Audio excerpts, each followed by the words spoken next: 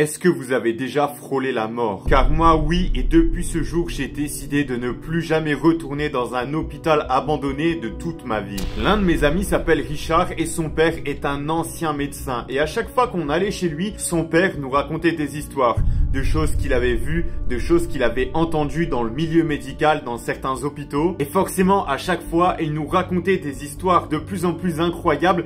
Et avec Richard, un jour, on s'est dit qu'il fallait qu'on vérifie est-ce que ces histoires étaient vraies ou non. Et la majorité d'entre vous auraient juste pris leur téléphone et seraient allés chercher sur internet, mais nous, il fallait qu'on voit ça de nos propres yeux. Et le père de Richard nous parlait constamment, en particulier d'un hôpital. Et cet hôpital ne se trouvait pas très loin de chez nous, à peu près 15 km. Donc un jour, à la sortie de l'école, au lieu de prendre notre bus habituel pour rentrer chez nous, on décide de prendre un autre bus qui nous ramène proche de cet hôpital. Il nous reste à peu près 30 minutes de marche à faire pour pouvoir nous y rendre. On est un soir d'automne et on a fini l'école à 17 h. Il est donc pas loin de 18 h quand on arrive proche de cet hôpital, mais il fait déjà nuit. Et petit détail, mais qui a quand même son importance que le père de Richard ne nous a pas précisé, c'est que cet hôpital semble être abandonné. L'herbe a énormément poussé autour du bâtiment, il y a de nombreux tags, plein de fenêtres sont cassées, bref, tous les éléments sont là pour nous faire comprendre que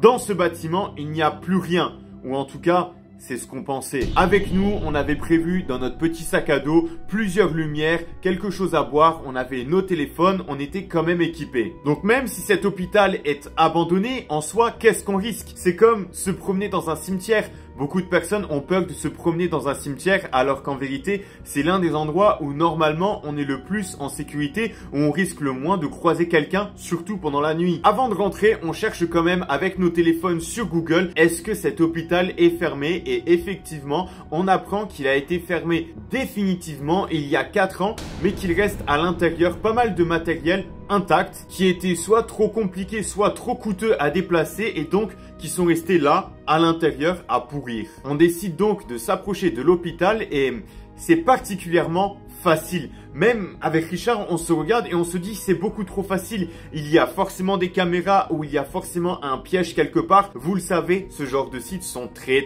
souvent sous sécurité renforcée. Et en plus, quand vous faites quelque chose que vous ne devez pas faire, vous avez toujours la fâcheuse tendance à vous sentir observé. Et on ne le savait pas encore, mais ce soir-là, il y a quelque chose de bien pire qui va nous arriver que simplement se sentir observé. On s'approche d'une fenêtre qui avait déjà été brisée précédemment. On ne voulait pas faire de dégâts au bâtiment. On décide de rentrer avec quelques difficultés quand même pour ne pas se blesser, notamment à cause du verre de la fenêtre.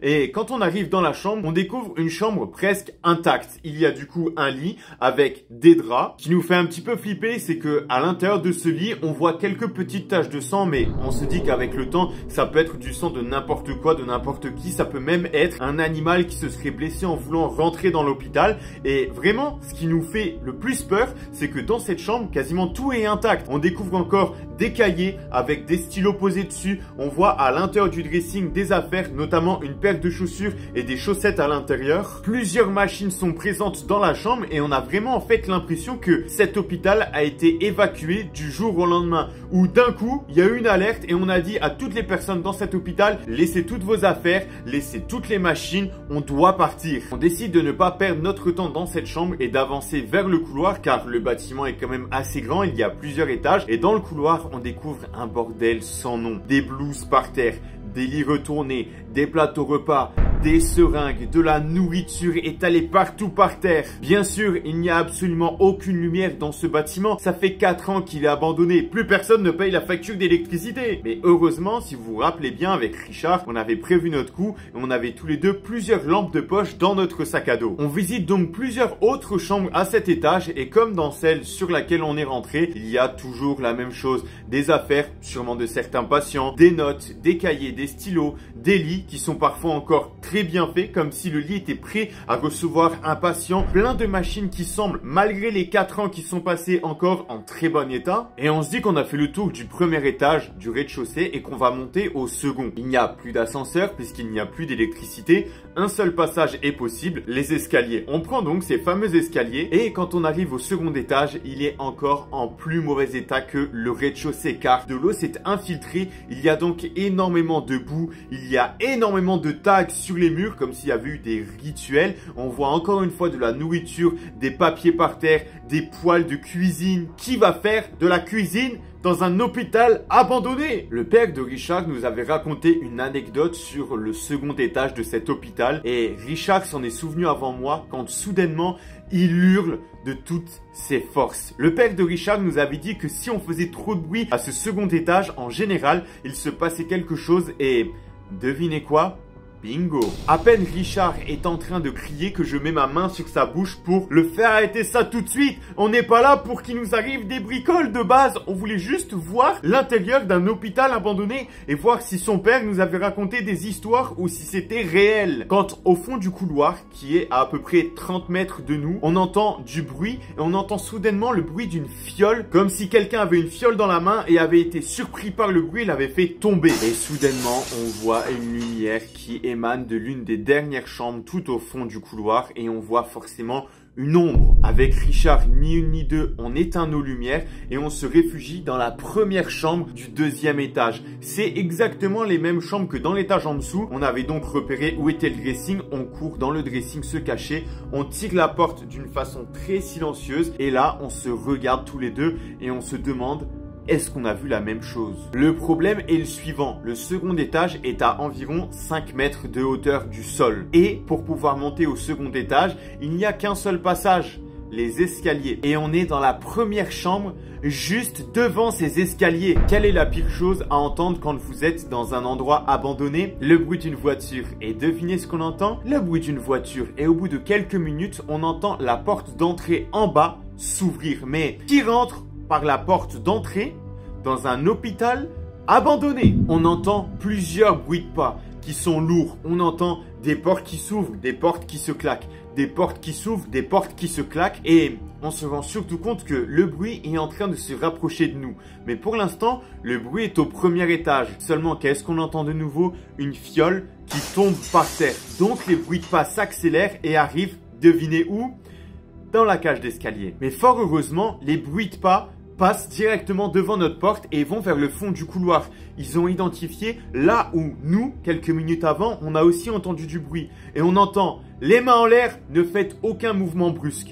Avec Richard, on se regarde et on sait qu'on s'est mis dans une situation de merde, que la police va nous arrêter et qu'ils vont surtout nous demander qu'est-ce qu'on fait dans un hôpital abandonné. On entend les bruits d'armes qui sont en train de s'armer et on se dit qu'il va se passer quelque chose dans quelques secondes et d'un coup, la porte de notre dressing s'ouvre. Plusieurs armes sont braquées sur nous et on voit 3 personnes avec des gilets pare-balles qui ont le sigle équipe spéciale. Et on nous hurle, main derrière la tête, mettez la tête au sol. Mais je vous rappelle qu'il y a de la boue sur le sol, c'est dégueulasse. Mais avec Richard, on n'a pas le choix, on met notre tête sur le sol et ils continuent de nous garder en joue avec leurs armes. Et d'un coup, l'un des policiers dit au talkie-walkie, c'est bon, on a les 2 gosses. Moi, à ce moment-là, je voulais juste leur dire, s'il vous plaît, ne dites rien à ma mère, sinon je vais être puni jusqu'à la sortie de GTA 6. Ou peut-être même GTA 7. Ils nous font descendre les escaliers, on est toujours en joue, mais quand on passe dans le couloir, on voit qu'au fond, il reste toujours une équipe, encore une fois sûrement des collègues à eux, qui sont en place pour pouvoir entrer dans la chambre du fond, là où on a entendu le bruit. Mais nous, on nous fait descendre directement les escaliers, on nous fait sortir du bâtiment et devant le bâtiment, on voit 4 voitures avec écrit en gros police spéciale. Et on comprend que là, déjà, ce n'est pas la police classique, mais une police spéciale. Et surtout, ils ont de l'équipement qui coûte plus cher qu'une voiture. Peut-être même plus cher que la maison de mes parents. L'un des policiers nous dit, qu'est-ce que vous avez dans votre sac ? Donc, je lui réponds, forcément un petit peu stressé, que dans notre sac, on a plusieurs lampes, on a nos téléphones, on a des bouteilles d'eau. Et il nous demande, d'une façon très énervée, qu'est-ce que vous avez volé dans cet hôpital ?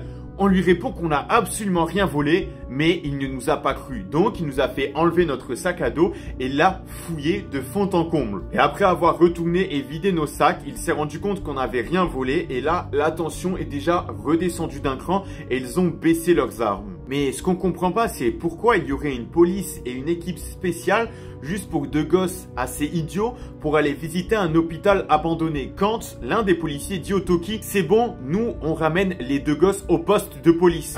Je vais aller au poste de police! Et il rajoute, vous pouvez y aller pour la deuxième chambre. Et nous, on avait vu dans le couloir qu'il y avait une seconde équipe au fond du couloir en train de se préparer. Et d'un coup, on entend énormément de bruit dans le bâtiment. Et comme nous, main en l'air, la tête au sol et tout de suite. Et on entend dans le Toki du policier qui est devant nous, c'est bon, on l'a enfin capturé. Plusieurs minutes passent et on voit enfin la seconde équipe sortir de l'hôpital abandonné avec un homme menotté en blouse blanche. Il semble très négligé, il a une barbe qui commence à être vraiment très longue, il a une coupe de cheveux désastreuse, on dirait un scientifique, et on voit écrit sur sa blouse blanche le docteur Grimaud.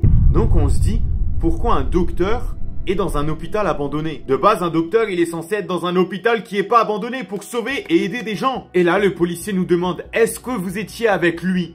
On lui explique que non, qu'on était juste là pour pouvoir visiter l'hôpital à cause des histoires du père de Richard. Il nous a expliqué que le site avait été mis sous surveillance renforcée et à peine qu'on avait passé la première fenêtre, qu'on était rentré dans le bâtiment, il savait qu'on était à l'intérieur et était déjà en route pour venir nous arrêter. Et à peine il nous a dit ça, le docteur Grimaud s'est retourné vers nous et a dit qu'on avait détruit son business. Et il nous a vraiment fait peur à ce moment-là avec Richard. On ne savait pas quoi faire, on ne savait pas quoi dire. On a été emmené au poste et son père est venu nous chercher quelques heures plus tard.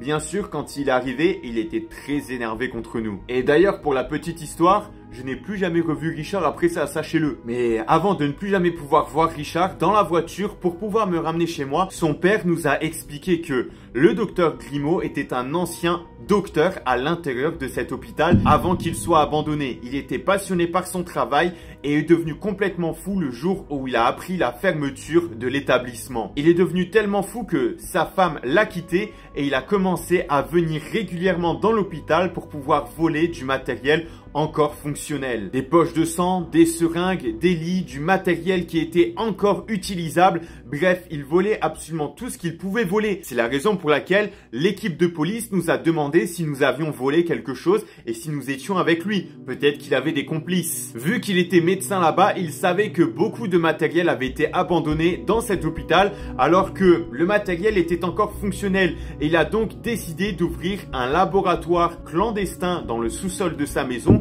où il menait des expériences. Mais le père de Richard a refusé de nous donner plus de détails sur les expériences qu'il menait dans ce sous-sol. Donc si un jour on vous raconte des histoires sur un hôpital abandonné ou tout autre bâtiment abandonné ou toute autre histoire, surtout ne les écoutez pas et n'allez pas vérifier vous-même.